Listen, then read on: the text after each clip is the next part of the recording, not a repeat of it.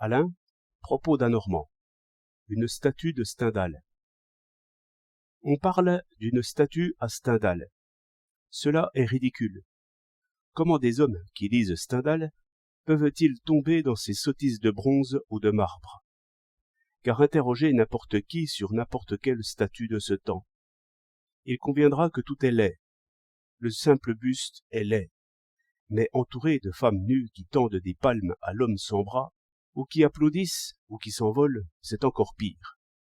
Mais d'où sortent donc tous ces sculpteurs qui ignorent leur art et leur métier? Qui les a conseillés? Qui les a payés? Le buste de Verlaine a gâté un des refuges du Luxembourg. On devrait aller voir en procession cette grosse tête et ces petites épaules, ce bas-relief rachitique, scrofuleux, hideux, afin de soulever une indignation. S'il se formait une ligue contre les statues, qui demanderait seulement une promesse, cela ferait toujours manquer une souscription ou deux. Mais quand la statue de Stendhal serait passable, ce qu'on ne peut guère espérer, est-il raisonnable de mettre un auteur en marbre quand ses œuvres ne sont pas encore proprement imprimées? Cet homme a écrit pour être lu, non pour avoir son portrait. Or, s'il est vrai qu'un mauvais buste salit un jardin, il est vrai aussi qu'une édition ignoble salit une œuvre. Et puis, quand vous l'aurez imprimé convenablement, faites en sorte qu'on le lise. Le Rouge et le Noir, la Chartreuse de Parme sont des œuvres difficiles. Les lettrés ne les connaissent pas encore assez. Le gros des lecteurs s'en détourne. Des conférences ou des notices bien faites coûteraient moins qu'une mauvaise statue.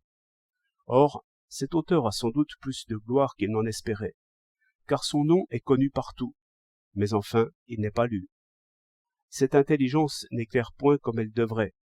Cette perfection sans faiblesse est familière à un ou deux critiques peut-être. Et la masse de ceux qui cherchent si avidement des idées et une forme exactement convenable à ce temps-ci ne savent pas qu'ils les trouveront dans Stendhal, en même temps que tout le tragique, tout l'entraînement romanesque qu'on peut espérer, et sans bavardage. Mais j'avoue que l'exécution est tellement serrée et concentrée que l'attention s'y usera au premier essai. Et c'est pour les auteurs de ce genre qu'une impression bien claire est de première nécessité. Ce qu'il faut à Stendhal, pour sa juste gloire, ce n'est pas un sculpteur, mais bien un papetier, un fondeur de caractère, un typographe.